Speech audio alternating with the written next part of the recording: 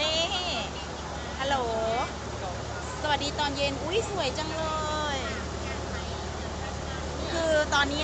นั่งเรืออยู่นะคะนี่ข้ามเรือจะไปวัดละคังนะคะจะไ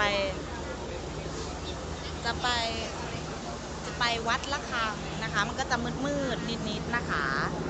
สวัสดีค่ะวัดอะไรนะไปวังหลังคนละคันอ้าวมั่วละไปวังหลังค่ะ เราจะไปไปวังหลังกัน ตอนนี้เรือโครงเคลงมากเลยค่ะ ตื่นเต้นขออนุญาตไลฟ์สดนะคะ นั่งเรือที่กรุงเทพครั้งแรกนะคะไปด้วยมาค่ะตามมาค่ะ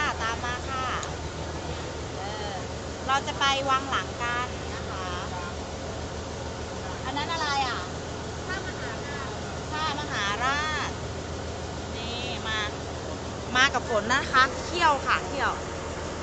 อันนี้เขาเรียกท่ามหาราชนะคะก็สนุกดีค่ะขอบพระคุณไลค์รัวๆนะคะจะไปวังหลังนะคะสวยมากเลยนะคะบรรยากาศค่ำคืนนะคะเย้ไปวังหลังค่ะพี่ได้ค่ะเดี๋ยวไปวัดกลับมาก่อนนะน้ำเยอะมากเลยนะคะสวัสดีค่ะไปวังหลังค่ะสนุกค่ะเรือก็โครงเคลงมากเลยไอ้นั่นเมาขึ้นเหรอดูแม่น้ำตอนกลางคืนกันหน่อยนี่มันก็จะโครงเคลงหน่อยอ๋อไม่ได้หายไปไหนไม่ได้หายไปไหนแต่หาร้านอยู่ไหนครับไม่ได้ไปร้านไปวัดไปวังหลังไม่ได้หายไปไหนมาเฟซมันไลฟ์ไม่ได้โดนบล็อกไลฟ์ไปเดือนนึงยังอยู่ตอนนี้เหมือนจะอ้วกค่ะ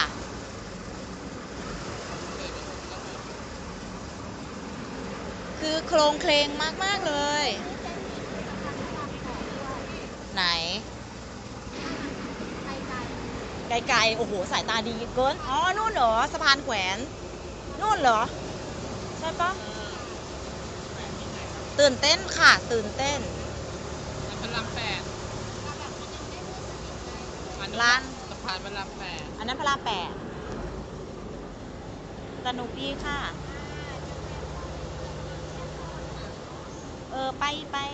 ไปวางหลังขอบพระคุณค่ะนึกถึงโอ้ย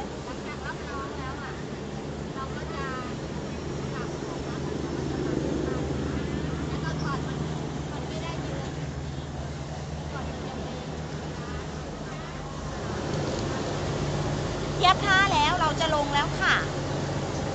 ตื่นเต้นใช่ลงมีป้ายเดียวดูท่า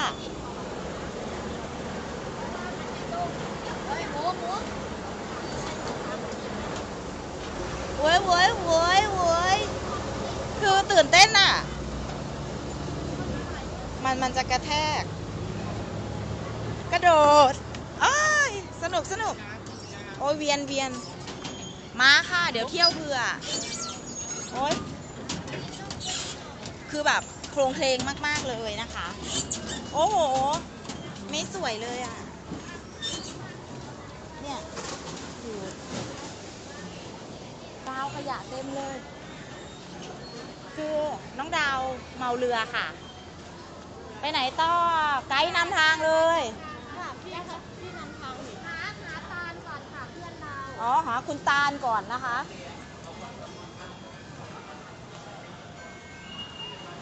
ขอบพระคุณค่ะ เช่นกันนะคะ เดี๋ยวหาเพื่อนก่อนนะคะ คือไลฟ์สดให้ดูนะคะ นี่ นี่นะคะ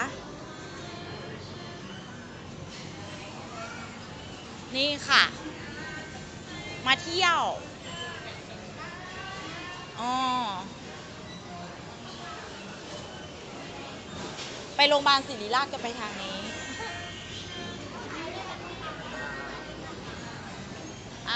บ๊ายบายค่ะ แล้วเจอกันไลฟ์ถัดไปค่ะ